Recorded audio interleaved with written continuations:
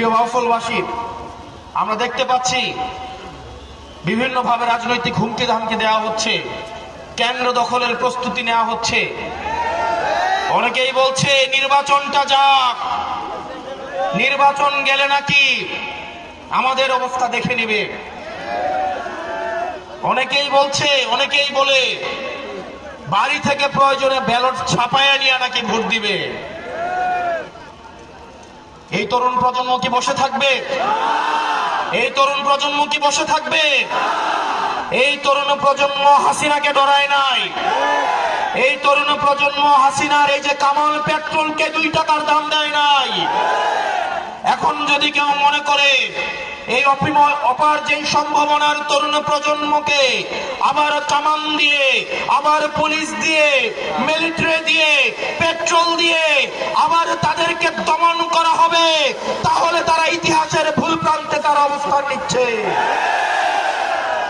আগামী 12 তারিখে আপনারা যারা আছেন প্রত্যেকেই ভোট কেন্দ্রগুলোতে গিয়ে ফজর নামাজ পড়বেন। আপনারা সবাই ভোট দিয়ে এসে বাড়িতে আসবেন, ভোটের ফলাফল নিয়ে বাড়িতে আসবেন। কোন চাঁদাবাজ, কোন টেন্ডারবাজের হাতে ভোট কেন্দ্রগুলো ছেড়ে দেওয়া যাবে না।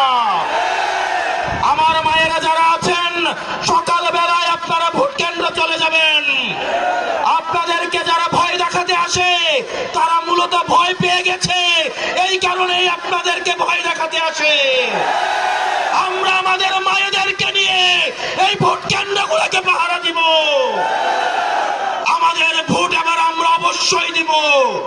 কেউ যদি আমাদের বিরুদ্ধে ভোট দিতে চায় সে যেন নিরাপদে ভোটটা দিতে পারে, সেইটার ব্যবস্থা আমরা করব।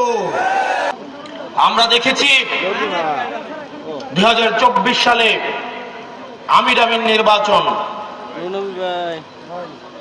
আমাদের মাথা হেট হয়েছিল, আমাদের মস্তক অবনত হয়েছিল।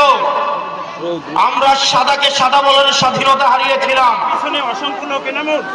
আমাদেরকে সাক্ষী রেখে গণতন্ত্রকে বারবার ভুলণ্ঠিত করা হয়েছিল। প্রশাসনের সহায়তায়, এই ডিসিএসপিদের সহায়তায়, এই ইউনিভার্সিটির সহায়তায় আওয়ামী লীগ বারবার ব্যালট বাক্স ছিনতাই করে আমাদের ক্ষমতা কাঠামোকে নিয়ন্ত্রণ এবং দখল করেছিল। শোনো হে প্রশাসন,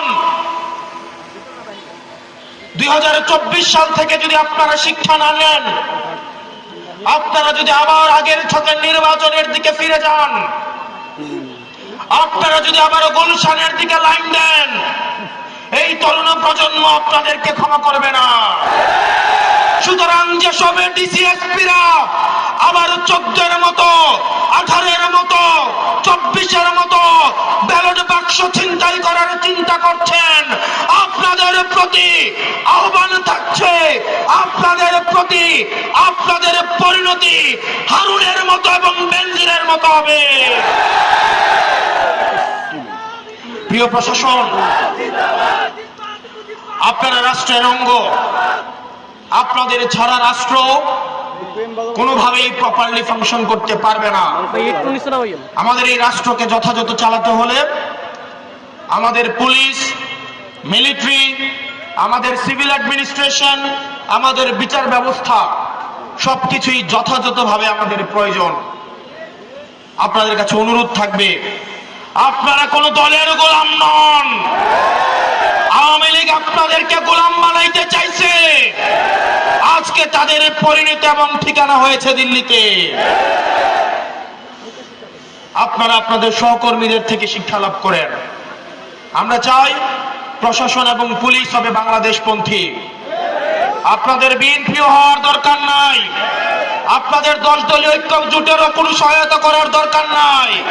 আপনারা বাংলাদেশটাকে সহায়তা করেন, আপনারা জনগণকে সহায়তা করেন। আমরা জনগণ ঢাল হয়ে জুলাইয়ে যেভাবে থানাগুলোকে পাহারা দিয়েছি, ইউনো অফিস পাহারা দিয়েছি, এই জনগণ আপনাদেরকে প্রোটেকশন দিবে।